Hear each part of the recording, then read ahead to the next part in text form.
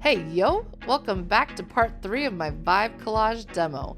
Last class we used sharp wee bitty scissors and X-Acto blades to cut out all our images and build shapes. I also gave you tips and tricks on how to make a harmonious and well-balanced composition. At this point in the game, you should have all of your imagery placed and arranged how you want it. And then you're ready to glue. For my students, you have to get my permission to glue. Throughout this video, I'll use all kinds of different tools, and if you'd like to purchase some for yourself or your students, you can see the link to my Amazon page where all the tools are linked. And if you buy them off my link, then I get a small reward of money from Amazon. Thank you, Mr. Bezos. All right, let's learn some gluing tips. Once we both like your composition, I'll give you a glue stick and you can glue it down. So let's get into gluing. Now, I have a gluing secret. Rubber cement. I'm not gonna lie. When I demo rubber cement in person, I always get an applause from my students. I know, we're online, but feel free to cheer for me from your homes because rubber cement, when correctly used, is magic. First, the worst thing about glue is that most glues wrinkle your paper. Rubber cement keeps your paper nice and flat.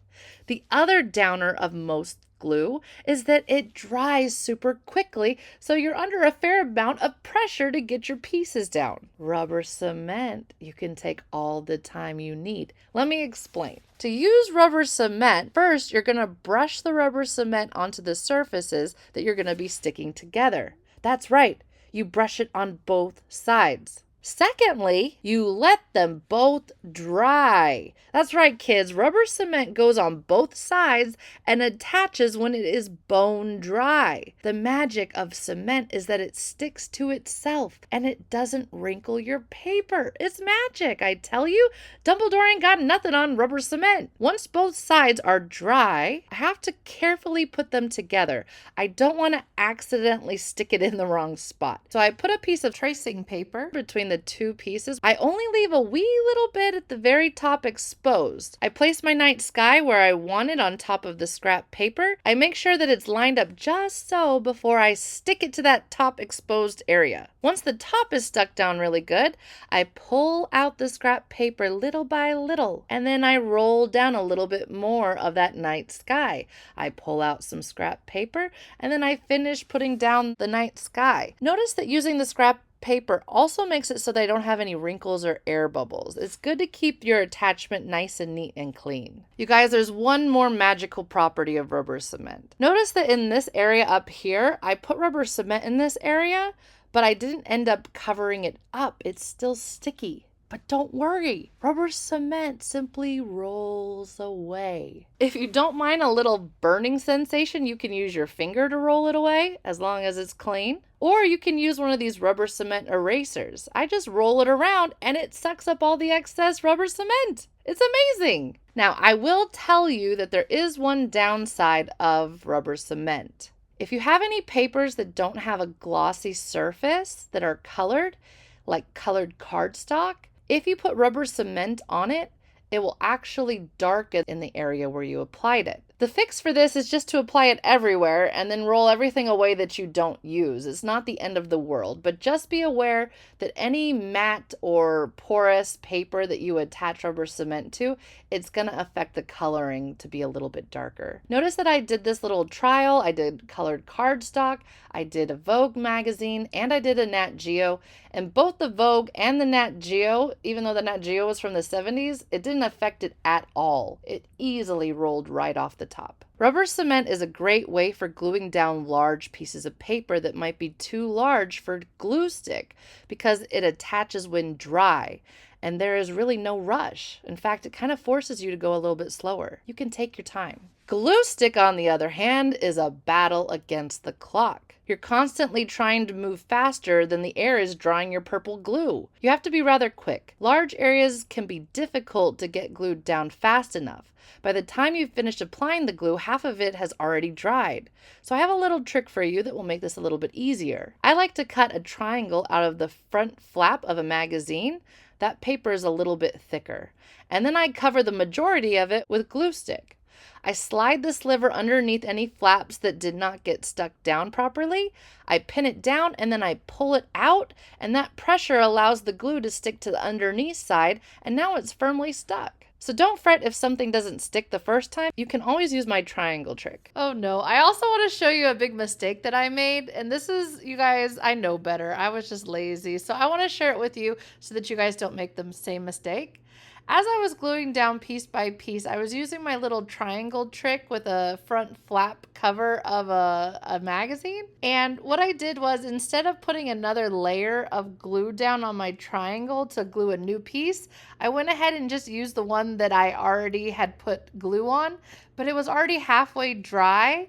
So instead of it squishing and gliding really easy like it's meant to do, it actually stuck to the back of this guy's head and almost ripped his whole head off. Oh my goodness, you guys. I felt so silly.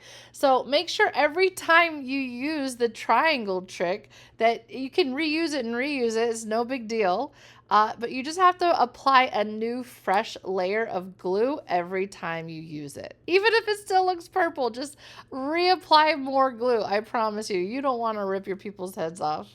Also notice that when using glue stick on small pieces of paper, I'm careful to glue on a scrap piece of paper so that my table doesn't get all sticky and start to damage my other papers. Sometimes I'll even rub the paper right onto the glue stick. When gluing, it is always important to have clean fingers. When you accidentally get glue on top of your collage or on your fingers and then you touch your collage, it's not the end of the world. The purple Elmer's glue sticks are awesome because they dry clear as long as it's not on there too thick. The best thing to do in this case is to just leave it alone and let it dry. But if your little Weasley fingers are dirty, your purple glue is going to dry clear, and that's going to make all the dirt that was on your fingers visible. Ugh, gross. And don't you dare step foot in this studio if you have Cheeto dust on your fingers. Ugh, it's a nightmare for an art teacher. Cheeto fingers. Anyway, when gluing backgrounds, it's really important to have a little extra leeway so that you can go off of the page. If you cut things the perfect size, the likelihood of you getting it in the right place before it wants to dry is very low. You want to give yourself a little extra leeway, which is called a bleed. You want to give yourself a bleed so that if in the moment and you're feeling rushed, if you just get it a little bit off of where you want it, it's not the end of the world and you can just cut off any excess. It looks really, really tacky and really, really bad when there are little holes between your layers of the backing of your card, especially because whatever's on the card might pop through, whether that's white or a piece of the image from the actual card. It breaks the flow of the movement. So make sure that you've got a little extra leeway when you're gluing so that you don't end up with holes in your image. And make sure that all of your layers are completely overlapping. As I glue down areas that touch the edges, I wait for the glue to dry and then I carefully trim them by flipping my card over and carefully cutting along the outside of the card. This way I can see my composition clearly and I don't accidentally glue something in the wrong place and it ends up getting cut off on accident later. Piece by piece, I glue from the background and work my way toward the foreground, finishing with my Vibe Joy. As I'm gluing down the images onto my card from the very back all the way to the very front, I'm very careful to double check my exact placement. Once my glue is on the back, I need to know exactly where I need to stick my piece. So before I even put the glue on top, I make sure that I visualize and I check exactly where I want to put that piece. When I start gluing things down, this is when your arrangement is going to be really important and permanent. Notice how I make slight adjustments to my initial arrangement. I also noticed that the spire of the temple was too long when I rearranged it, so I cut it off and glued it a little bit lower. I went ahead and lined up the top of the temple so that it lines up with this little clover on top. And I thought that was a really nice adjustment. In the original arrangement, I didn't like how the top of the temple and the top of the boy's head lined up perfectly. It kind of drew my eye off the page and repeated the horizon right above it. So when I rearranged it, I made sure that the temple was higher and the boy's head was lower to keep the movement of my piece rolling. I also made sure that there was space between the goose's wing and the edge of my card. That way my eye didn't get trapped in that little bitty space. I'm really adhering to all of the design rules that we've gone over in our composition lessons before now. I'm making sure that my eye moves and swims along my composition and doesn't get trapped anywhere. I'm also making sure that things are lined up and balanced. When you're gluing, this is the time to make sure that you have all of those finite details in place. I'm happy with the finished product, and so I flipped my card over and I tried to write my name on it with Sharpie, and then that didn't work. It wiped off. So I tried again with ballpoint pen, but even that was not great. And so I took a piece of paper and used Sharpie marker on it, and then I glued that to the back. Make sure that you put your name, your period, and also the design structure that your composition is using.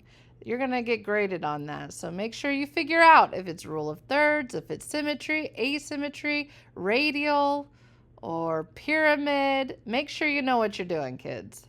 And then turn that into the black hole. Check out my final collages. In the end, I ended up making 6 different compositions. I wanted to be able to show you quite a few different techniques. Can you guys tell what design structures I'm using in each of these compositions?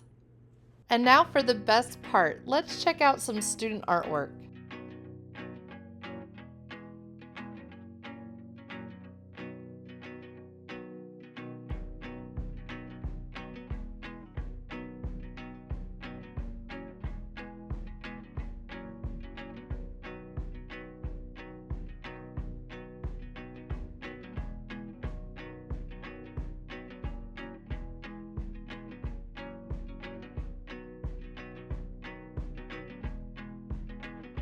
All right, you guys, that's all I have for you on collaging today. Thanks, you guys, for watching. If you'd like to help support my YouTubing efforts, please like, subscribe, ring the bell, or maybe even leave me a sweet little comment. If you'd like to buy my Vibe Card brainstorming worksheet, click the link in the description below.